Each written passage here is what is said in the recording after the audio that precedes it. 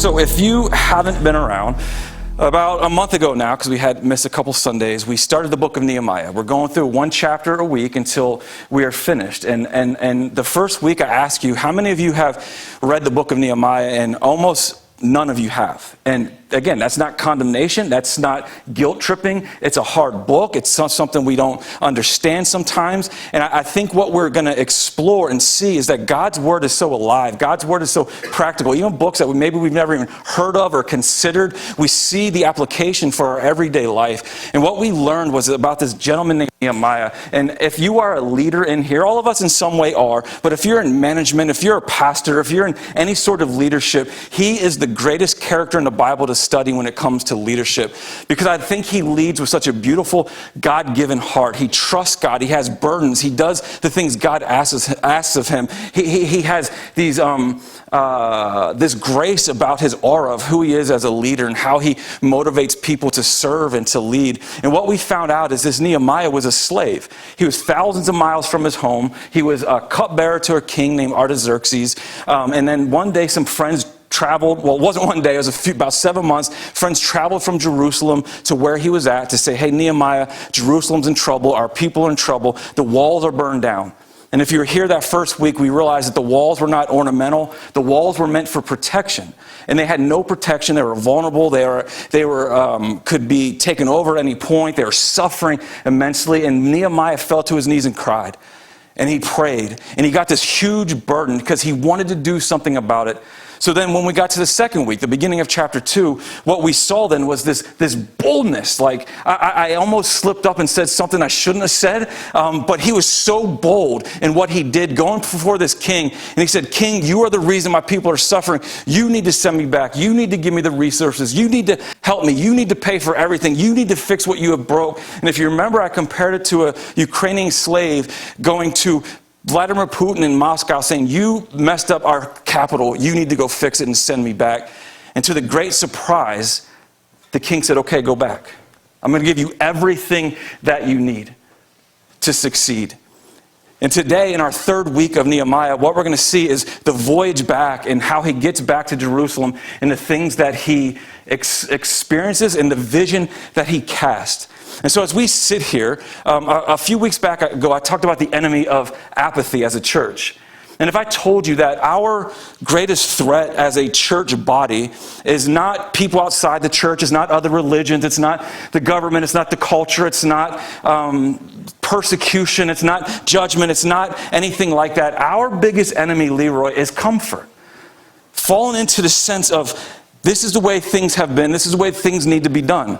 There's this weird spiritual sleep that we fall under, that we succumb to. It's not rebellion. It's not being mad at God. It's not flipping off God. It's nothing like that. It just becomes this routine of this is what church is. This is how we do things. This is the new normal. This is just the way things have to be. And this is how Jerusalem is sitting at this point. The walls are torn down. The gates have been burned down. The people have become apathetic. They're not panicking anymore. They don't have this sense of mission, this desire to serve God anymore. They're just going about the mundane things of everyday life. They were just surviving. Showing up on Sunday at 11, and that was it. And this is what Christianity is. And then God does something. He wants to shake them. He wants to show them that this brokenness cannot become the new normal. This apathy cannot become the new normal. This comfort cannot become the new normal. Because when it does, revival and the need of God becomes unnecessary. And then God shows up and he disturbs this one man's heart. And he says, Nehemiah, this is not right. Nehemiah, shake my people, wake my people, do something to help my people. And Nehemiah refuses to accept the new normal. He refused to let God's people live a life that was not the life that God intended for them to live. And here's what you need to see. Before the walls of Jerusalem were rebuilt, before the people were mobilized to rebuild and fix everything, before opposition shows up as it always does, God awakens one heart. He awakens the heart of Nehemiah. And awakening always begins this way. It did with Nehemiah. Not with hype, not with noise, not with emotion, but with devotion and a burden. And when a church awakens from slumber, the people begin to stop being spectators, sitting back, watching people do stuff, but we all begin to become servants. And so here's the question that we will sit over today as we go through this entire chapter. Are we just comfortable? Are you a comfortable Christian? Are you comfortable? Is this the extent of what it means to be a follower of Christ? Are we comfortable? Or do we want to rise? Does every single one of us who names the name of Christ in this room want to rise and see all the things he could do in our life and through our church and through our ministry? Do we want to rise for the sake of Christ? Do we want to rise to see the kingdom built through us? Or are we comfortable? Because if we are going to rise, Leroy, if we want to see God do so much more than we could even think or imagine here, even in a small community, you realize God uses small communities in big ways as well, right? It's not just churches in major cities. He could blow us away with all he could do through us here in our county and in our state and in our country and in our world. He could do so many things, but it takes us and it takes all hands being on deck. It's not about the few. It's about all of us stepping up to serve. And Nehemiah is going to outline and show us just what this looked like back in Jerusalem and how the people caught the vision and got excited and how God used them to do the extraordinary. So if you have your Bibles or your journals, we're going to pick up in verse 9. We stopped at verse 8 last week of chapter 2, I should say. And truth number 1 for you guys this morning, if you take notes, is being devoted to serving requires planning and honest evaluation. So Nehemiah now has been sent back from the king. If you remember, he said, pretty much, give me my passport, give me my papers, so I could pass through all the provinces. I got 1,000 miles. These people are going to arrest me if you don't give me legal representation to get through. So he has his passport, and he's passing through the lands. And here's what it says in verse 9. He says, then I came to the governors of the province beyond the river and gave them the king's letters, gave them his passport, his legal representation. Now the king had sent me with officers of the army and horsemen. Pick up on that. He's not a godly guy. He's not a Christian. He's not a believer. And he's sending him with protection. Like, this is God. This is how God works. Y'all doubt God sometimes. You think sometimes that God is neutered and that God can't do more than we can imagine. He could do way more than we can imagine. He could overcome odds. He could overcome the unthinkable in our lives to do unbelievable things. And then as he's heading back, what we see for the first time in this passage, which we're going to see throughout the book of Nehemiah, is haters show up. Anytime you do something for God, haters will show up always. It could be in the church. It could be outside the church. It could be spiritual. Haters are going to show up to try to prevent and stop the work of God. Verse 10, it says, but when Sanballat the Horonite and Tobiah the Ammonite servant heard this, it displeased them greatly that someone had come back to seek the welfare of the people of Jerusalem. See, they're happy with the condition of Jerusalem. They want Jerusalem to be torn down. When I think of this, I can't say this with fact, but what I picture is dictators. Because if you think of countries in this world that are led by dictators, the people suffer. There's no resources for the people. There's no comfort for the people. There's no food for the people. Why? Because it elevates the power of those in charge. And I believe this is what's happening with them. They don't want the city rebuilt. They want the power and they want the control. Verse 12, then I arose in the night, and a few men with me. And I told no one what my God had put into my heart to do for Jerusalem. There was no animal with me but the one on which I rode. I went out by night by the valley gate toward the dragon spring and to the dung gate, and I inspected the walls of Jerusalem that were broken down and its gates that had been destroyed by fire. Verse 14, then I went on to the fountain gate and to the king's pool, but there was no room for the animal that was under me to pass. Just pretty much saying it's so destroyed you can't go through the city anymore. It's just rubble. Verse 15, then I went up by night by the valley and inspected the wall, and I turned back and entered by the valley gate, and so returned. And the officials did not know where I had gone or what I was doing, and I had not yet told the Jews, the priests, the nobles, the officials, and the rest who were to do the work. So he's out inspecting, and before Nehemiah picks up a stone or some concrete to begin rebuilding, he first picks up responsibility. He says, it's my responsibility to get out here and figure out what needs to happen. It's my responsibility to take the lead and take the charge. Before he mobilizes people and casts a vision and gets them excited about what he's doing, he first has to measure the problem and see the extent of what's going on. Because before there's a movement in his heart, before he does anything, there was first a burden, there was prayer, there's planning, and there's observation. And I love how Nehemiah is so intentional about planning. Some of us are so lazy when it comes to planning, to be honest. Some of us are, and I am too, a procrastinator at times. Some of us are like, oh, whatever happens, happens. Like if I go on a trip, I don't like to plan out all the steps of the trip. I'm like, let's just go be spontaneous. I think that's the most fun way to live when you're on vacation. I feel like deadlines and meetup spots and reservations and stuff put a hindrance on you. It makes you stress, like, oh my gosh, 4 o'clock's coming, let's get there. I'd rather be like, hey, let's just, whatever happens, this happens. But that's not what Nehemiah does. Back in verse 6, if you remember, he had told the king how long he would be gone. When the king was like, how long are you going to be gone? He gave him a rough estimate because he had planned, he had calculated. Back in verse 7, he secured authorization to be safe and to get back safe. In verse 8, he knew the exact materials that he would need to accomplish everything. In verses 11 through 15 that we just read, he's observing, so he knows exactly what needs to happen.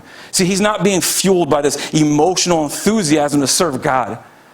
He was being fueled by a strategic obedience to plan and to know what God needed of him to do in this calling. See, Nehemiah didn't just say, hey, God gave me a vision, let's go wing it, let's go see what happens. No, he doesn't do that at all. He prayed for months. He planned carefully. Then he moved decisively. That's what he does. See, faith and planning are not enemies of one another. Sometimes we think to plan is a lack of faith. Sometimes we think to have faith we shouldn't plan, but the two work hand in hand. And if God has truly placed something in our heart, we should steward what he has given to us to do very carefully and take very serious measures to understand what he wants and to do what he's asking of us. And then some of us fall into the camp, I was this way a long time, that God is sovereign, whatever happens, happens. That is true. God is sovereign, meaning he's in charge of all things in this world. But he's still given us wisdom. He's still given us a mind. He's still given us common sense to do things in this world. See, Proverbs says this, the plans of the diligent lead surely to abundance. Proverbs tells us that it's important to plan and to strategize. And this is important for your own lives. How are you going to get from step A to step B? If we're being called to be servants and you don't know what it means to serve, how can you go from step A to step B? How can you understand what your call is? How can you understand what it means to serve? We have to plan our lives. How do we get to the point where we can retire when we're 63 or 65? How do we do things? Like, we need to be planners, strategically planning, and not just sitting back with like, oh, God will take care of me. That's dumb faith. That's dumb faith. Like during COVID years, one of the things that frustrated me the most is when, and I'm sorry, I don't want to offend anybody here if you said this, but it drove me crazy when I would hear people say, faith over fear. Meaning, let's not close our churches, let's not wear masks, let's just have faith. That's stupid. Because we got to be wise. And like I remember telling my church, if you were sitting on the middle of a train track with a train barreling down on you, an Amtrak train coming at you, and you're sitting there, you're not going to sit there and be like, faith over fear. God will move the train around me. No, you're going to get your butt off the track because you're wise. God gave us wisdom, not stupidity. Yes, we have to walk by faith, not by sight. But we have to be wise and strategic. And part of that, as he is doing, is he is planning. See, God is going to open doors for you in your life to do things. But you don't do it in a haphazard way. You got to be prepared in it. You don't just say, oh, God will provide, he'll make everything happen. Let me give you just a brief example of that. Back in 2014, when I was in Delaware still, I went to Miami for a spiritual retreat through an organization I was part of called Acts 29. They 100% paid for everything. It was amazing. Week down in Miami, first time in Miami. The next year, I was supposed to go to Vail, Colorado. That got canceled. They put it back down to Miami. So for 2015, I went down to Miami. In 14, I felt called to Miami. In 15, the call felt even stronger. And so when things fell apart at my church in Delaware, in 2016, I decided, you know what? I feel God is calling me to Miami. Let's just go to Miami. So I packed up everything. We took the whole family. We moved to Miami. God wasn't opening doors. God didn't tell me to go to Miami at that point. But I was like, you know what? I feel he's calling me here. Let's just get there. So June of 2016, we show up in Miami. The 4 worst months of my life. God broke down my car. God didn't give me a chance to work. We blew through our savings. We had nothing. It was miserable. And after that, I had to crawl back to Delaware and live in my mother-in-law's basement at the time. How humbling. Why? Because I kicked down the door. I did not wait for God to open it.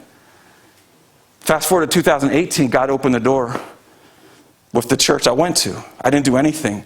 They practically, within a month, brought me down and gave us a house and took care of us.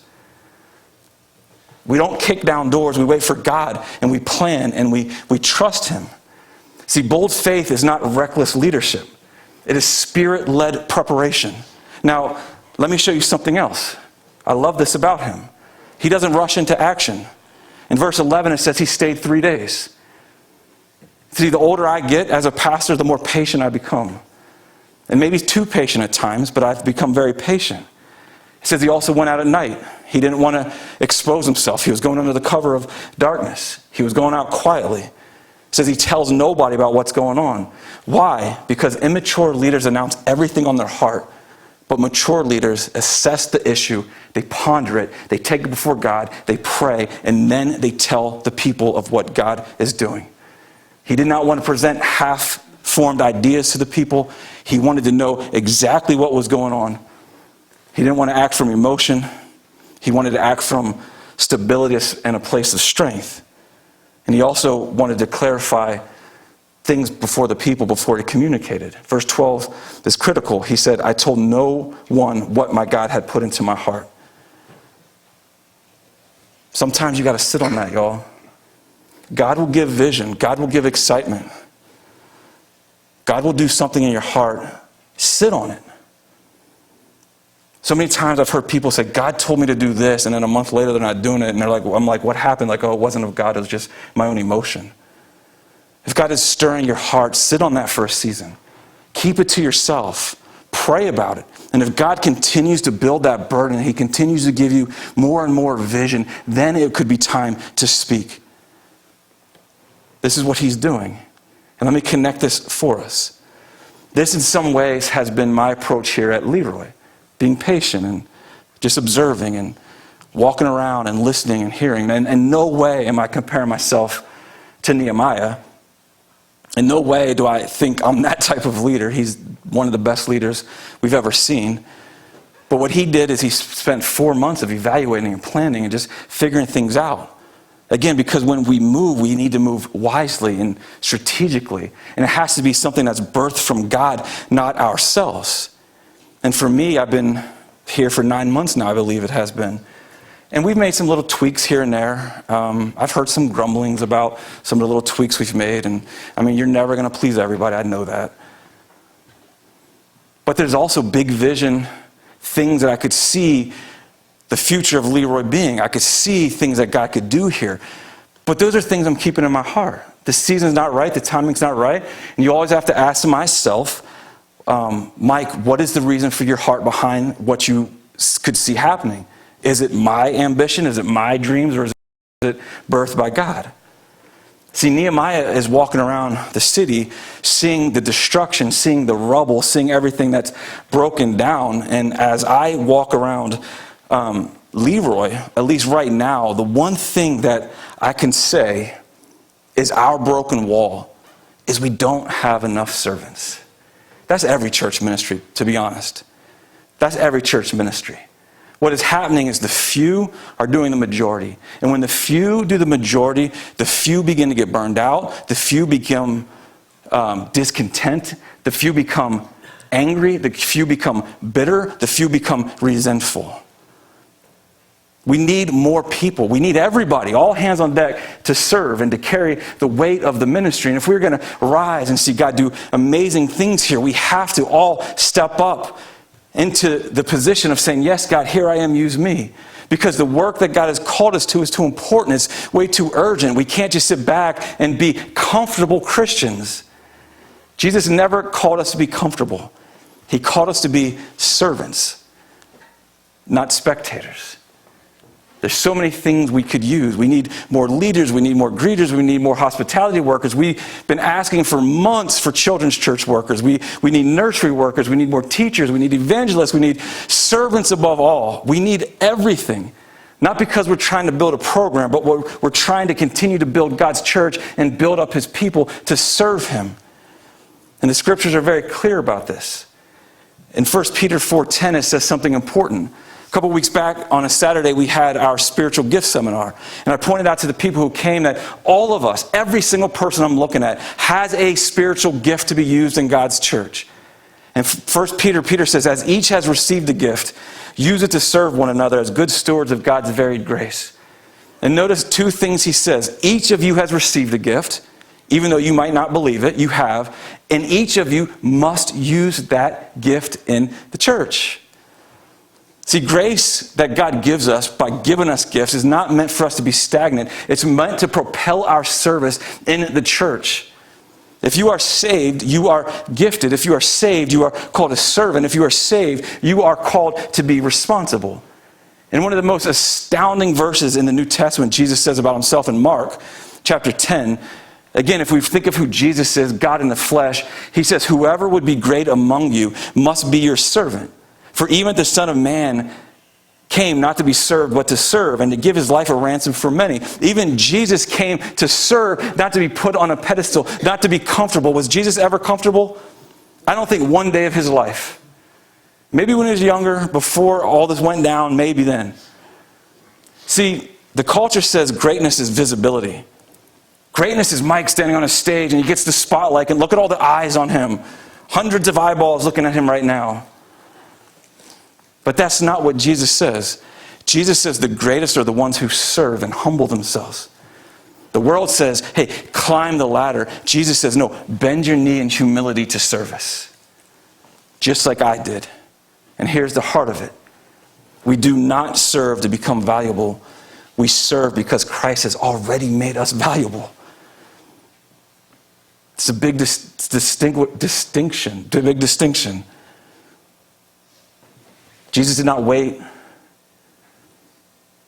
and be served. He served us. And his expectation that we serve as well. And when the gospel of what Christ did for you, some of the things we just sung about, when the gospel grips our heart, we will no longer ask this question, do I have to serve? You will ask the question, where can I serve? And where can I help? So here's the question. Have you prayerfully evaluated your place in the family of God here at Leroy? Have you? See, Nehemiah walked around and saw the broken needs and the broken walls. Have you walked around your church family and got to know people and seen the brokenness and the needs of your church? Have you asked, where am I needed, God? Have you asked, God, what gift have you given for me to use? Are you being strengthened to do the work? Or are you content on spectating and watching everybody else do it? I said a few weeks back, spectating is boring. If you think church is boring, it's because all you do is sit there and listen to me yap for 30, 40 minutes. There's so much more to it. It's building something. I remember using this illustration of Marcus. I felt so bad. He was probably 7, 8. I got him a Lego thing for Christmas. And it just sat in his closet for months and months and months and months. And that was a season of my life where I was so busy in the ministry that I put the ministry before my family, which is sinful, and I've changed. But for months he wanted to build it, and I never let him. I never did it with him. He was too young to do it himself. And so I used this illustration. I actually brought a Lego into the church, and I was like, look, this is how we view the church. We see it as something that needs put together, but we're not willing to put it together. And then a leader will come along and be like, all right, you want to put it together, but here first, let me get the instructions out of the Lego box, and here what I want you to do is I want you to go home, and I want you to read these instructions. So then you come back the next week, and you're like, all right, I've read the instructions. And then I'm like, okay, now I want you to start memorizing the first paragraph and then come back next week. And then you come back next week and then you're like, all right, continue to memorize everything in these instructions. Keep just memorizing it, reading it, but don't ever do anything about it. And so we get to the point as a church where just read the instructions, memorize the instructions, pray over the instructions, but never build the Lego set. That's what church has become.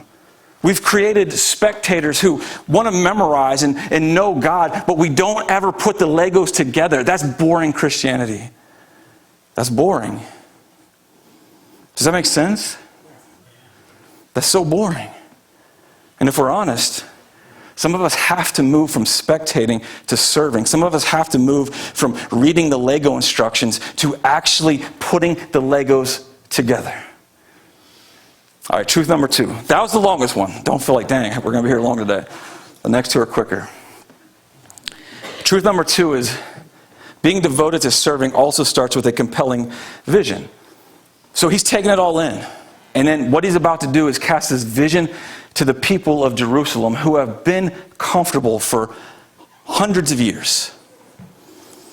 Look at verse 17. Then I said to them, you see the trouble we are in, how Jerusalem lies in ruins with its gates burned. Come, let us build the wall of Jerusalem, that we may no longer suffer derision. And I told them of the hand of my God that had been upon me for good, and also the words that the king had spoken to me. And they said, let us rise up and build. So they strengthened their hands for the good work. That's an amazing verse. That makes me so happy to hear. The people are like, yes, Nehemiah, let's do this. But here come the haters. See, first the vision of Nehemiah. I'm going to go back. What shows up? Opposition, hatred. Now the people are on fire. What shows up? Opposition, hatred. It's always going to shut the work of God down. Verse 19, but when Sanballat the Horonite, that's a terrible name, and Tobiah the Ammonite, servant of Geshem, the Arab, heard of it, they jeered at us and despised us and said, what is this that you are going to do? Or that what you are doing? Are you rebelling against the king? Then I replied to them, the God of heaven will make us prosper, and we, his servants, will arise and build. But you have no portion or right or memorial in Jerusalem. See, Nehemiah does something very powerful in verses 17 and 18. He does not start with tasks, he starts with reality. He says, guys, you see the trouble we're in. He names the problems. He says Jerusalem lies in ruins. He doesn't soften it. He doesn't exaggerate it. He just lays out the truth of what he sees. He's not blaming anybody. He's simply telling the truth. I remember back in, again, down in Miami, my first year in 2018, just like Nehemiah, the first 6 months, I did nothing but preach, meet with people if they needed counsel, and just observed everything that was going on. And let me tell you something. The church in Miami was sitting in ruins. Everything was jacked up down there. Everything. There was barely any people. The facilities were tore apart. They were old, decrepit. Our chapel was so outdated. The pews had termites. We'd come into pile termite damage. There was people in the church who couldn't hold their bladder, so the chapel smelled like urine. All of our rooms, we probably had about, how many rooms, Marcus? 60 rooms down there? 60 rooms on the campus. 80% of them were storage for 20, 30 years of people who just brought stuff. There was this guy in the church who, if he saw something on the side of the road, no matter the condition, he would pick it up and bring it to store in case somebody needed it at some point. We had to clean that place out. And you know those large, I don't know how many gallon trash cans, those massive trash cans, 24 of them. We had to throw stuff out that was piled up in this place. It was disgusting. The place was dirty. I remember my interview weekend walking through and thinking, man, can't these people pick up a paintbrush? Can't they wipe down a wall? It was so bad. It was bad. And on top of it, there was such a bad reputation in the community because there was people there who were ignorant. The whole campus was gated off. And somebody in the community said, I see why you guys call the church Gateway, because you block off everybody from coming in. It was so bad that people thought the building was condemned. There was not one light on that building. At night it sat in darkness. Complete darkness. Literally, as I met with people in the community, they're like, oh, those people are ignorant, they're judgmental, I would never step foot in that church. There were so many bad things with the church. And that's why when I've come up here, I'm applauding, because I don't have any of that to deal with. And so 6 months in, I had my Vision Sunday. And I had to be honest with the church. It's still online. Y'all see, I'm not exaggerating. Go look it up. Gateway Miami Vision Sunday. It'll pop up. It's not the best quality. Again, everything was done poorly at that point. But you'll see it and you'll hear. And I had to lovingly and graciously, just like Nehemiah did, say, guys, here is the problem. Here's where we're failing. There were some people who were hurt. There were some people who left. But here's the truth. Truth hurts. And I remember saying in that sermon, that Vision Sunday, that if you went to the doctor and you found out that you had cancer, you're not going to want the doctor to sit there and sugarcoat it and be like, oh, go home and eat some carrots, you'll be fine. You're going to want the doctor to say, hey, here's the reality of the situation. Here's what we can do to help. You want instruction. You want to get healthy. And so when I stood up there and told the church this, I'm like, we need to get healthy. There's a lot that is wrong. And this is what Nehemiah is doing here.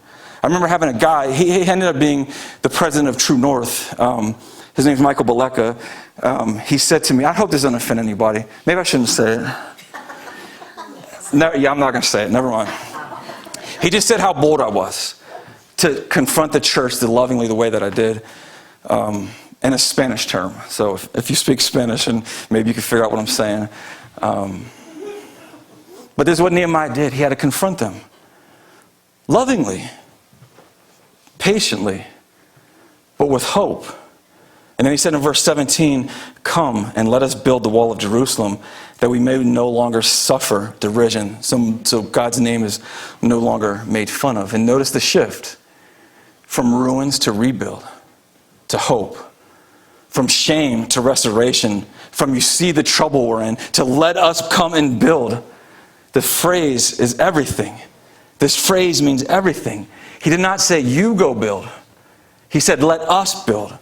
See, vision invites participation. And in verse 18, he's told them that God's hand has been upon us for good. That now he's at the point where he could tell all that God is doing in his heart. He reminds them of God's faithfulness. And then what happens? The people get excited because there's vision of what God can do. And the people are like, yes, let's get up. Let's strengthen our hands. Let's stop being complacent. Let's stop being comfortable. Let's work. And when the vision is clear, people respond. They don't respond to hype. They responded to the hope of what could be. And they didn't get pressured by Nehemiah. Nehemiah just showed them purpose. And then remember what I said, when that happens, the opposition shows up. They made fun, they questioned the motives, they said, are you rebelling against the king? They're trying to put them in their place. And here's what this teaches, that when vision is big enough, criticism will come. It always will. Internally and externally. But Nehemiah responds, the God of heaven will make us prosper, and we, his servants, will rise and build. And notice two things. His confidence is rooted in God, and his identity is rooted in servanthood. He said, we, his servants. We're not his builders. We're not his leaders. We're not his reformers. We are his servants. And this is where vision begins. It starts with this mindset that we're servants. Because the Bible says where there's no vision, people perish. And nobody wants to serve something they don't understand. People don't want to give their lives to something that's vague. And Nehemiah painted this beautiful picture of what Jerusalem would become. And as we'll see in probably about 5 or 6 weeks, how beautiful Jerusalem became because of this vision. So let me be clear about what I'm saying. I want you to serve. I'm not asking you to serve programs. I'm not asking you to serve me or a personality. I'm asking you to serve the potential of what God could do here. Way more than we could think or imagine. We don't do activities for the sake of activities. I'm asking you to serve a movement of God.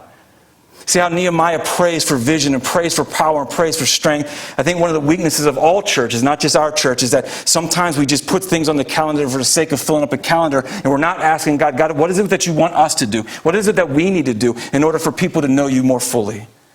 And so I'm not asking you to serve a program. I'm asking you to serve a movement of Christ gospel-centeredness and things that we do. Everything we do has to be gospel-centered. It has to be about Christ. Everything we do, whether it's a sewing class, whether it's a discipleship class, whether it's a community meal, we have to say, how does Christ-centeredness fulfill what we're trying to accomplish with this activity?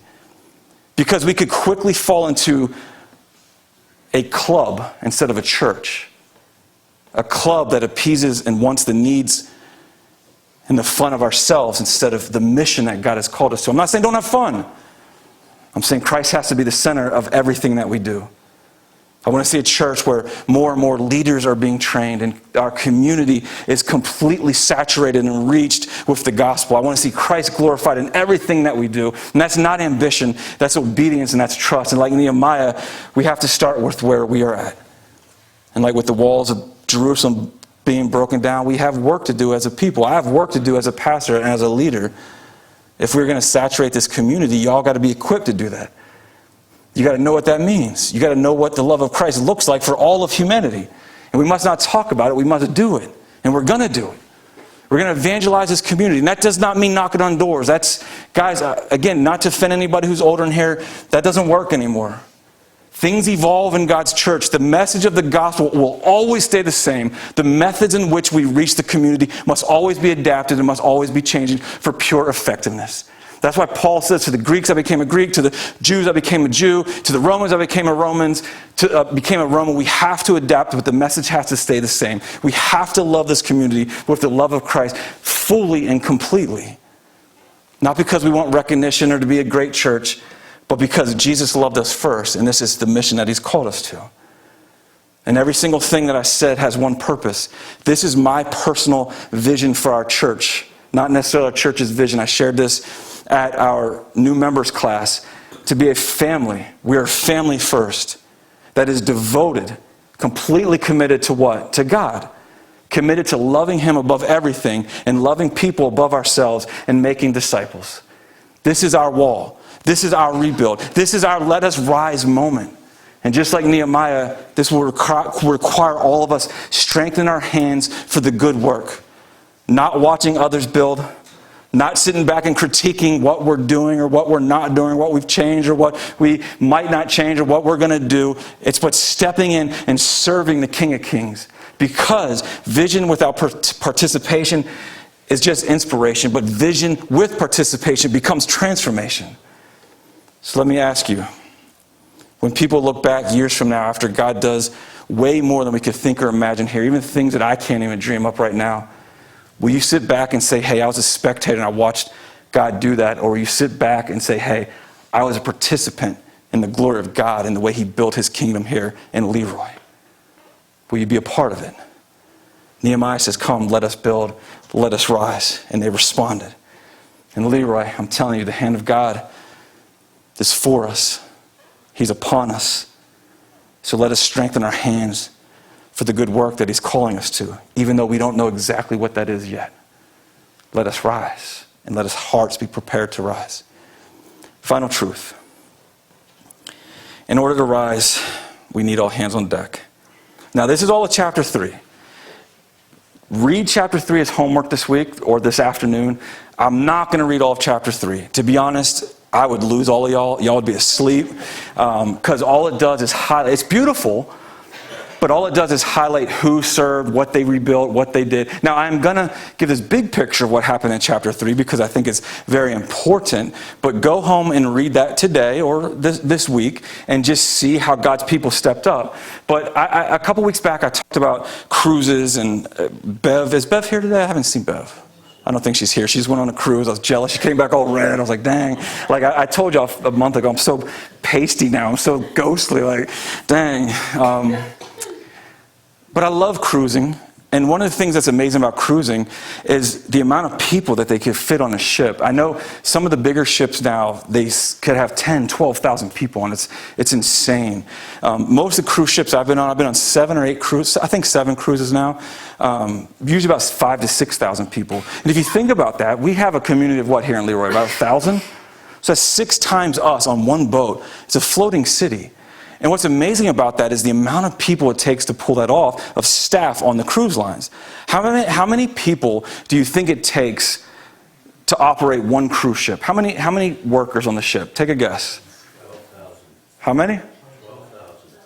Not 12,000 because there's about 6,000 people. Maybe 1,200. That's a good guess. What else? About 2 employees for every 2, 1 employee for every 2 guests. That's so close. That's so close. So for 6,000 people, a cruise line averages 2,200 workers. So that's 1 for every 3 guests. That's incredible. And look, these are some of the jobs on a cruise ship. And there's a reason I'm going to say this. You got deck crew, you got cruise directors, disc jockeys, expedition leaders, hosts and hostesses, shore excursion managers, fitness directors, medical staff, air and sea reservation agents, bartenders, gift shop positions, photographers, information staff, administrative staff, customer service staff, casino staff, entertainers, production managers, lifeguards, beauticians, massage therapists, fitness instructors, bedroom stewards, hospitality or hotel managers, deckhands, booking agents, sales and marketing positions, engineering department crew, cooks, greeters, baristas, laundry team, and on and on and on and on and on. And every position on this cruise ship is designed to give you a great experience. a great experience, and they pull it off amazingly. But what if we decided we don't need all hands on deck? What if we decided, let's take 2,200 down to 100 people? What would your experience on that cruise ship be like?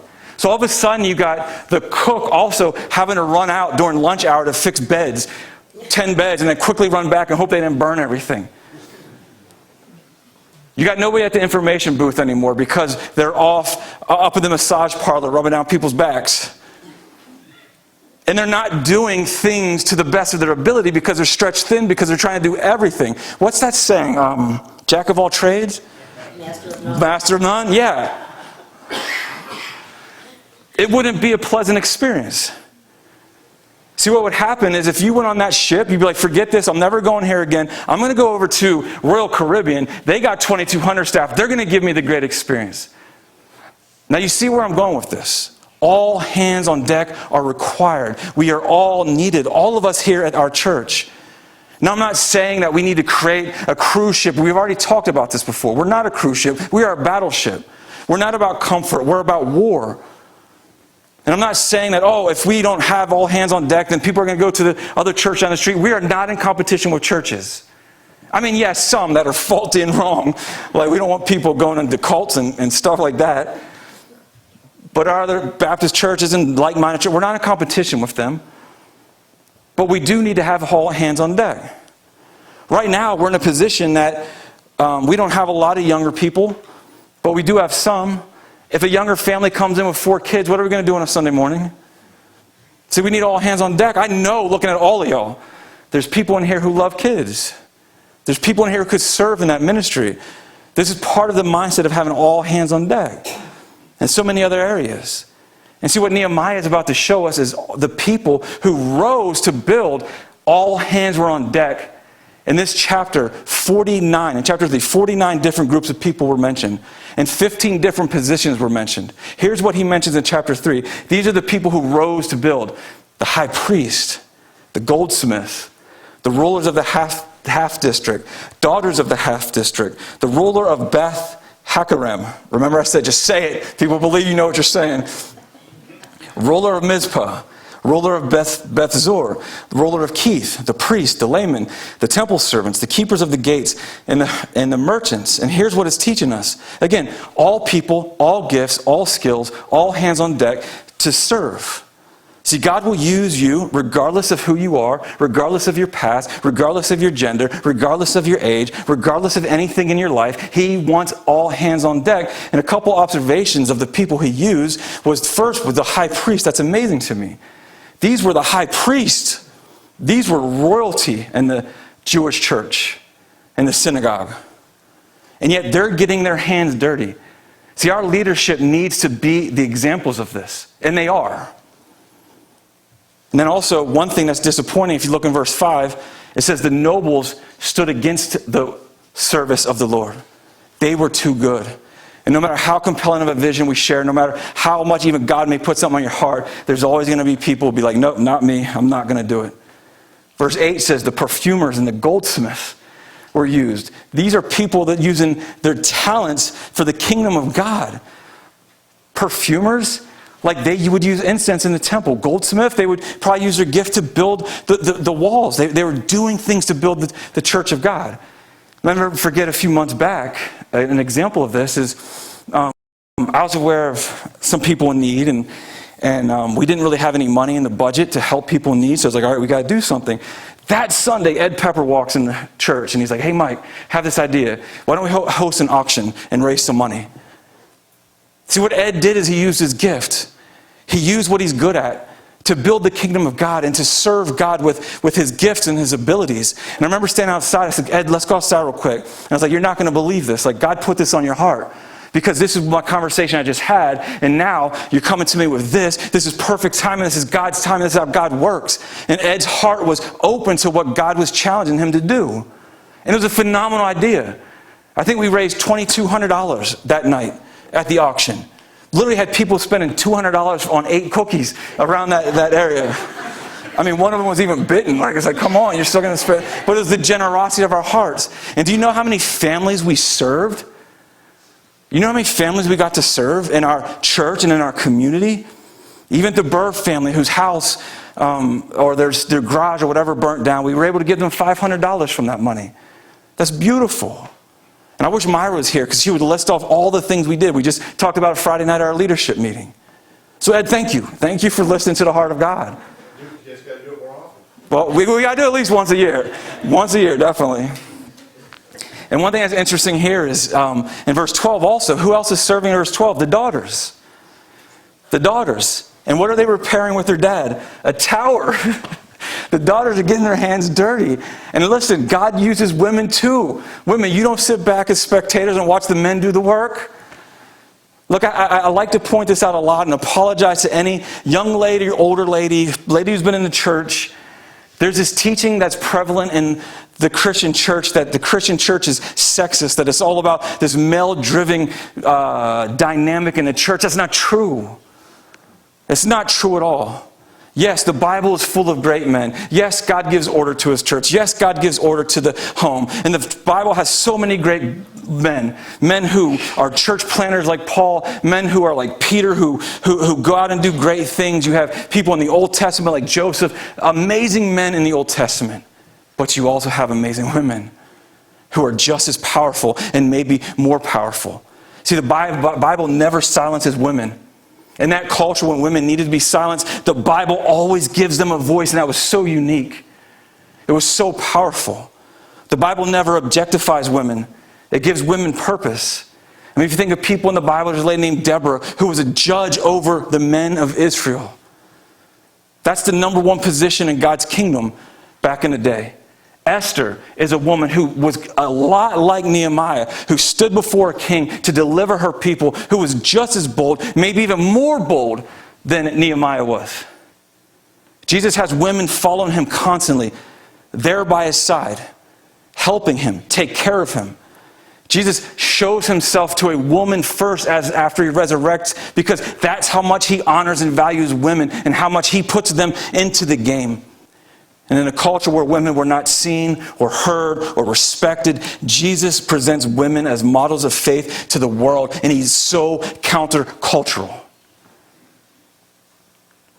We are on equal playing fields. And even in that culture when women were possessions, Paul says, no, they're not. No, they're not. Men, you better love your wives as Christ has loved the church. You better serve your wife. You better love your wife. You better give your life for your wife. You better provide for your wife. You better protect for your wife. You better be willing to lay down your life for your wife. Your wife is a treasure to you. You build her up. Completely countercultural. This means that Christianity values and honors women in a culture that did not. We also have deaconesses in the Bible. I was completely shocked at my first leadership meeting when I saw a list of our deaconesses. I said, wait, we have deaconesses here? Because most churches are like, nope, men only. Although the Bible says women should be deaconesses as well. So ladies, you have no excuse. You're not to sit on the sidelines and spectate for Jesus. You're to get into the game and to serve Jesus.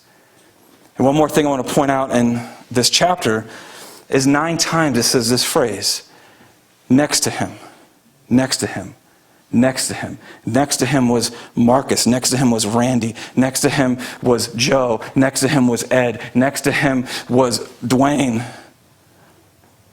And what this means is the church family all came together and they served one another as they served Christ.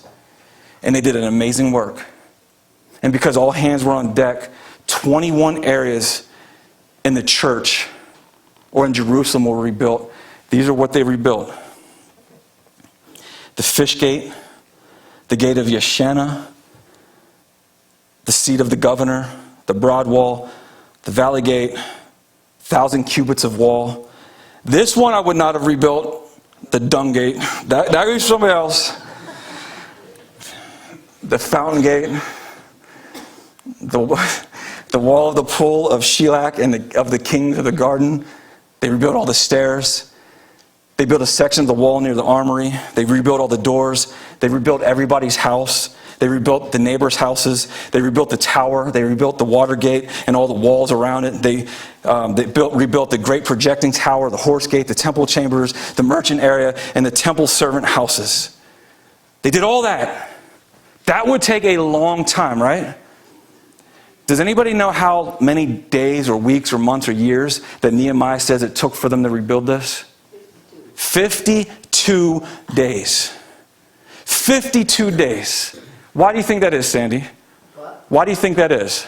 How did they do it so quick? Because they kept at it. They kept at it and they all helped. Oh, they'll have, yes. All hands were on deck, and you see what can be accomplished when the minority is not doing the majority, but when the majority is helping, and we're all together, side by side, helping one another.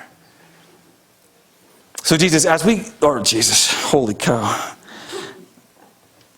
As we go through Nehemiah, Jesus was on my mind. As we go through Nehemiah, I like to point this out. It's easy to look at biblical characters as the heroes of the Bible. There's this great children's, I wish I brought it with me. It's this kid's Bible that's called, what's the Bible called? The Jesus Storybook Bible. If you know any toddlers, 5 under, get that for them. It's the best children's Bible ever. And in it, it starts with talking about how the hero of the Bible are not the biblical characters, because the biblical characters were also sinners in need of a Savior. The hero of the Bible is Jesus. So church, listen carefully. As Nehemiah walked through the broken walls at night and observed, Jesus ultimately, as the greater Nehemiah, walked into a broken world that was full of darkness. Nehemiah left the comfort of the king's palace to rebuild a ruined city. Jesus left the glory of heaven to come and rebuild broken and ruined people. Nehemiah surveyed the destruction quietly in the dark, but Jesus stepped into the darkness and saw something worse than broken gates. He saw broken hearts and broken lives.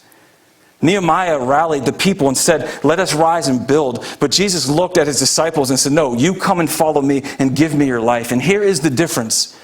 Nehemiah needed everyone to pick up a stone and help him. Jesus didn't need anybody to fulfill the wrath of God. He took it on his behalf for all of us. Nehemiah said, "The God of heaven will make us prosper." Jesus tore down the walls, and Jesus said that I am the God of heaven, and I will make you prosper.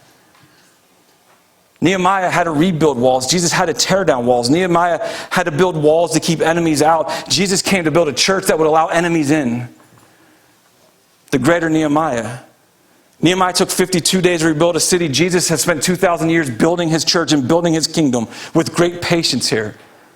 So you see, Nehemiah is not the hero. Jesus is the hero. And Nehemiah points forward to a better hero, because eventually those walls in Jerusalem would be torn down again. Those walls would be destroyed again. The temple would be destroyed. There's no temple in Jerusalem anymore to this day.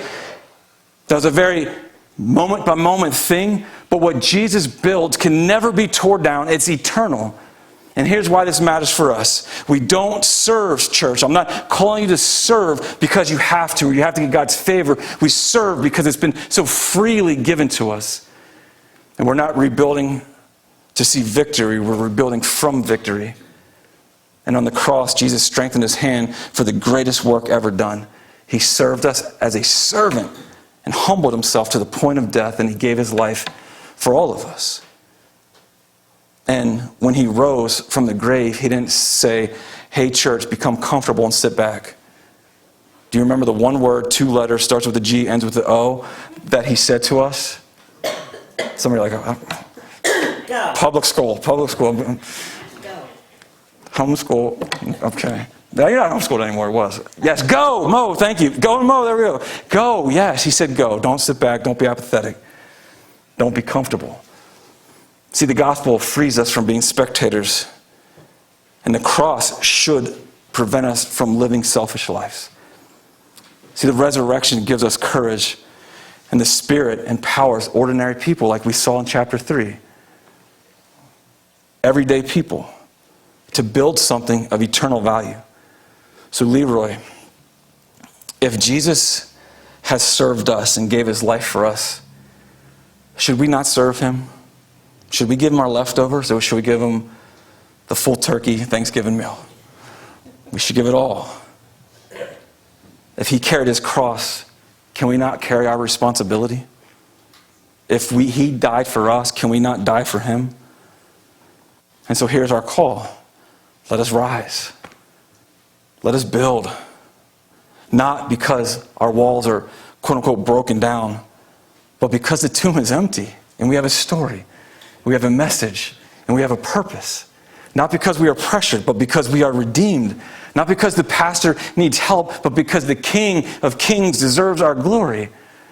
And just like chapter 3, when it said next to him, next to her, next to them, all hands are on deck.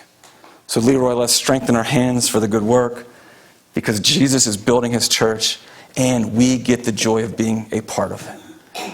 Let's pray. Father, thank you in this room. I just realized the time. Thank you in this room for the patience of those who are listening. And God, sometimes you have us go a little longer for a purpose. And God, perhaps today was that reason that we needed to hear more deeply and fully from your word. And so, God, we just ask you to help us become not spectators anymore, but to give us a purpose to be in the battle and into the war, and to be your servants, and to help one another, and to be by one another, and to help carry the burden of those people in here who are serving and doing so much when we could be coming along and carrying part of that burden, God. So help us to be those people, God. Help us not just be spectators and just show up on Sundays, but to be active in this war, whether it's on Sundays or whether it's in the church or whether it's in the world or at our jobs or in our schools, wherever you find us, God, help us to give us that strength. Jesus, we love you so much. Thank you for giving us purpose and mission. Thank you for giving us lives that are not condemned. Thank you for being condemned for us. Thank you for taking wrath for us. Thank you for taking judgment for us. There's now no judgment for anybody that sits in this room, and no condemnation for anybody in this room because of you, Christ. So thank you for building up the walls of our salvation that we needed and making them so secure, and walls that can never be torn down by any enemy in this life or in the life to come. Jesus, thank you for the victory, and it's in your name we pray. Amen.